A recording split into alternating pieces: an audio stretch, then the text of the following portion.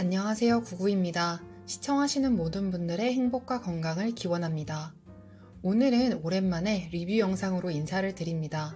이제 날씨도 점점 따뜻해지고 캠핑 준비로 텐트를 구매하시는 분들도 많으실 거라고 생각이 듭니다. 그래서 이번에는 지난번 언니의 미즈 캠핑 선물로 구매했던 데카트론 에어 텐트 4.1에 대한 리뷰를 하고자 합니다. 제가 캠핑 다니는 영상을 언니가 보고 나서 조카들을 데리고 미즈 캠핑을 하고 싶어 하더라고요.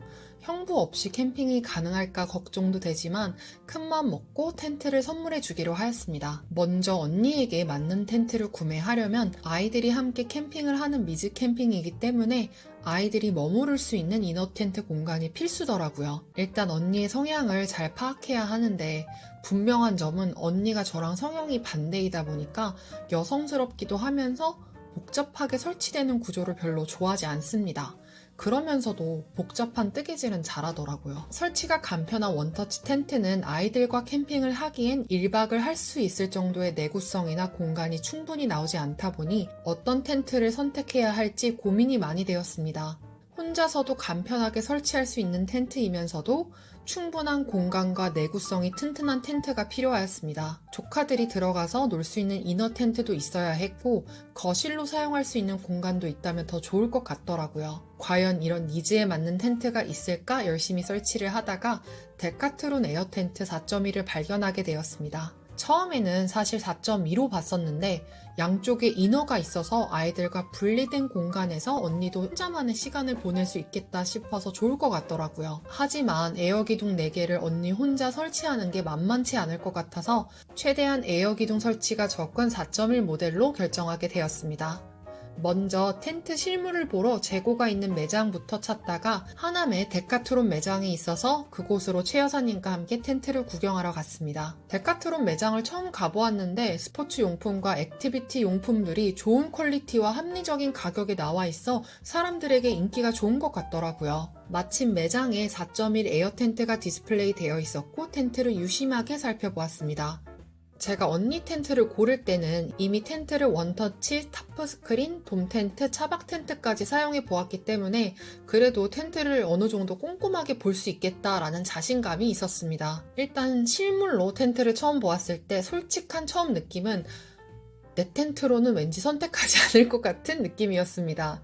뭔가 애벌레 같은 독특한 모양에다 색깔도 푸른 청색으로 지금까지 봤었던 갈색이라든지 검정색, 흰색 조금 익숙한 무채색 계열과는 조금 다른 느낌을 받게 되었습니다. 개인적인 생각이지만 한국 사람들이 무채색 계통을 확실히 선호를 하는 것 같더라고요.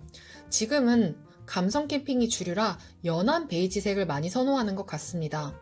지금 찾아보니 구매할 당시에는 색상이 블루밖에 없었는데 베이지 색상이 나왔네요. 가격은 블루보다 약 5만 원이 비싸네요. 둘 다 같은 디자인인데 색상 때문에 가격이 차이가 있는지 한번 확인해 봐야겠습니다.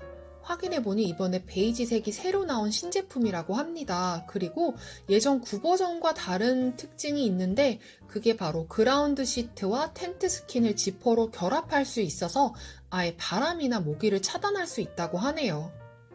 이런 부분은 사실 제가 구매했던 데카트론 에어 4.1의 가장 큰 불만사항이었는데 이런 소비자들의 불만들을 잘 보완해서 텐트가 업그레이드 돼서 나온 것 같아요. 언니에게 선물한 4.1 에어 텐트는 이제 9버전이 되어 조금 아쉽긴 하지만 소비자의 불만을 지나치지 않고 보완하는 부분에서 굉장히 괜찮은 브랜드다라는 생각이 들었어요. 낯설게 느껴지는 디자인을 뒤로하고 실용적인 공간 위주로 살펴보기 시작하였습니다. 공간은 언니와 아이들이 사용하기 완벽한 공간이었습니다. 그렇게 크지도 않으면서 아이들이 지낼 수 있는 이너 텐트가 있고 거실 공간에서 테이블을 놓고 식사를 하거나 요리도 가능하고 좋을 것 같더라고요. 특히 환기 부분이 너무 잘 돼 있어서 요리를 하거나 난로를 사용해도 안전하다는 생각이 들었습니다. 환기할 수 있는 부분이 천장 부분에 있는데 비가 와도 충분히 환기를 할 수 있도록 공간이 이중으로 되어 있더라고요. 침실 공간은 2.8m 곱하기 2.1m 정도로 성인 2인과 아이 1명 또는 최대 성인 2명과 아이 2명 이렇게 3, 4인용을 사용하면 공간 사용이 적당할 것 같더라고요. 일단 암막 효과로 침실이 어두워져서 아늑하게 느껴졌습니다. 원단이 프레쉬 원단이라 햇빛이 날 때 텐트 내부의 열을 감소시키기 때문에 여름에도 사용이 괜찮지 않을까 생각이 듭니다. 프레시 원단이 사실 뭔가 궁금해서 찾아봤더니 데카트론에서만 가지고 있는 특허 기술이라고 합니다. 사용된 특수 소재가 햇빛을 반사하고 빛을 차단해준다고 해요. 여름에는 사용해도 꽤 시원할 것 같다는 생각이 들었습니다. 방수는 제곱미터당 1시간에 200mm입니다. 방풍은 풍력 계급 7까지 윈드터널 테스트를 통과했다고 합니다. 일단 방수를 보게 되면 제곱미터당 1시간에 200mm는 열대성 폭우 정도의 수압이기 때문에 한국에서 내리는 경우는 이제 거의 없다고 생각하시면 될 것 같아요.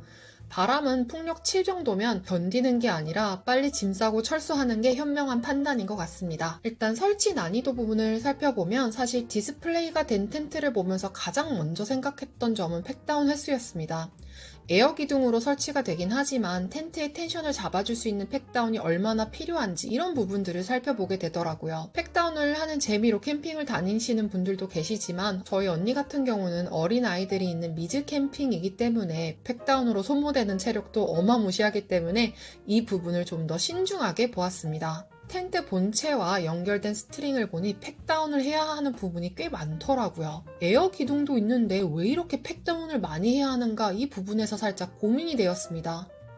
나중에 설치하면서 알게 된 사실이지만 이 데카트론 4.1 텐트는 에어 기둥에다가 바람만 넣어서 완성되는 것이 아니라 세워진 기둥을 앞쪽으로 당겨서 팩다운을 해줘야 텐트 내부에 공간이 생기는 원리더라고요. 그냥 공기를 넣어서 공간이 생기는 에어 텐트와는 조금 다른 느낌이었습니다. 언니는 주로 데크를 사용하는 캠핑을 자주 하는 편이라 오징어 팩을 사용해서 피칭을 한다면 팩다운은 크게 문제되지 않을 것 같았습니다. 에어 기둥 부분입니다. 수동 에어 펌프로 공기를 넣어서 기둥을 만드는데 사실 이것도 체력적인 소모를 생각하지 않으면 안 될 것 같더라고요. 피칭을 하면서 기둥 3개를 최 여사님과 번갈아 가면서 공기를 주입했는데 쉽진 않았지만 기둥이 점점 세워지는 걸 보면서 은근히 성취감이 생기는 것 같더라고요. 하지만 더울 때 하면 살짝 불쾌지수가 올라갈 수 있을 것 같기도 해요. 자동 에어펌프가 있다면 훨씬 수월할 것 같은데 이건 제가 데카트론 매장에 문의한 결과 데카트론 전용 수동 펌프로 에어 기둥에 바람을 넣어야지만 바람이 끝까지 들어가서 기둥이 잘 세워진다고 합니다. 이너 텐트와 그라운드 시트입니다. 이미 이너 텐트와 그라운드 시트가 텐트 본체와 연결이 되어 있어 따로 설치하지 않아도 돼요. 그래서 굉장히 편하더라고요. 그라운드 시트 같은 경우에는 그라운드 시트가 이제 텐트 아래 전체적으로 있는 것은 아니고 거실까지만 적용이 되어 있습니다. 이너 텐트가 시작되는 부분부터는 그라운드 시트가 없더라고요. 가격은 50만 원대 중반으로 에어 텐트 치고는 가성비가 좋은 텐트였습니다. 보통 에어 텐트를 구매하려면 100만 원은 훌쩍 넘는 텐트들이 많더라고요. 브랜드도 캠핑 전문 기업에서 만든 캠핑 텐트라 신뢰가 가고 AS 부분도 5년까지 무상 보증 기간이라 좋은 것 같아요. 직접 피칭하고 사용하면서 느낀 점입니다. 최 여사님이랑 저 2명이서 데크 위에서 피칭했을 때 약 30분 정도 걸렸습니다. 피칭을 하면서 난이도가 높다고 느끼거나 체력적인 소모가 많이 되지는 않았습니다. 앞쪽 지붕에 폴대 하나가 들어가긴 하는데 그게 폴대를 살짝 휘어서 캡에 넣어야 하는 것이기 때문에 넣기가 조금 힘들었던 것 같아요. 그리고 수동 에어 펌프질을 하면서 두 번째 에어 기둥부터 폴대가 훨씬 간편하겠다라는 생각이 들기는 했습니다. 하지만 폴대를 싫어하는 언니에게는 이 정도는 감수할 수 있는 노동인 것 같습니다. 그리고 저는 처음에 이 텐트가 3계절용인지 전혀 몰랐습니다. 비싼 교훈이네요. 저는 당연히 4계절용이라고 생각하고 언니한테 가을부터 이 텐트를 사용해보라고 넘길 생각이었습니다. 하지만 첫 피칭을 하면서 정말 예상치 못한 변수들이 나왔어요. 디스플레이 되어 있을 당시 바닥 부분을 살펴보았을 때 일체형은 아니었지만 그라운드 시트가 욕조 형태로 올라와 있어서 바람이 들어오지 않겠다라고 생각했는데 사이드 쪽에 스커트가 없기 때문에 바람이 불면 그라운드 시트와 텐트 스킨 사이에 공간이 뜨면서 바람이 쑥쑥 들어옵니다. 3계절 용이니 겨울은 안 쓰면 되겠지만 그러면 여름에는 모기와 벌레들이 들어오겠죠. 이너 텐트는 메쉬로 되어 있어서 모기나 벌레 차단이 되어도 밥을 먹을 때는 모기한테 뜯기고 있어야 되는 상황이. 하지만 이번에 베이지 신상은 이런 부분들이 잘 보완돼서 나왔더라고요. 그라운드 시트 끝부분을 텐트 스킨에 연결해서 지퍼로 닫을 수 있도록 그렇게 만들어 놓았습니다. 이런 부분에 대한 소비자의 불만을 잘 적용하고 보완해서 신제품이 나온 것 같아서 꽤 멋진 브랜드다라는 생각이 들더라고요. 하지만 여전히 사이드 쪽 스커트가 없습니다. 사이드 쪽 스커트가 없다면 리빙 공간에서 그 텐트 스킨과 그라운드 시트 사이의 그 공간을 지퍼로 막는다고 할지라도 이너 텐트 쪽 스커트가 없기 때문에 그 아래쪽에서 모기들이 들어올 수가 있더라고요. 왜 사이드 쪽 스커트가 없는지 이해가 잘 안 됐어요. 특히 입구 쪽도 스커트가 많이 짧아요. 혹시 그 텐트 스킨이 프레시 원단이라서 스킨이 조금 가격이 비싼 건가? 이런 생각이 들더라고요. 여름에 이젠 모기라든지 벌레가 많은 한국의 환경이 이 제품의 로컬라이제이션 그 현지화가 잘 안 돼서 그런 것인지 그런 생각이 들더라고요. 그리고 중요한 건 이렇게 매장에서 디스플레이가 된 것처럼 실제로 텐트를 피칭할 때 각을 잡아서 피칭하는 게 쉽지가 않습니다. 데크에 설치해도 간격을 잘못 잡게 되면 우그러지게 돼서 쉽게 공간이 뜨는 현상이 생기더라고요. 바닥도 항상 평평한 곳에다 피칭을 하기보다 상황에 따라서 바닥에 경사가 있거나 고르지 못한 곳도 많기 때문에 그럴 때 스커트가 있다면 어느 정도의 바람이라든지 모기나 벌레에 대한 유입을 막을 수 있을 텐데 라는 생각이 들더라고요. 그리고 한국 모기는 지능이 높아요. 그래서 이런 공간이나 틈이 있으면 다 들어오더라고요.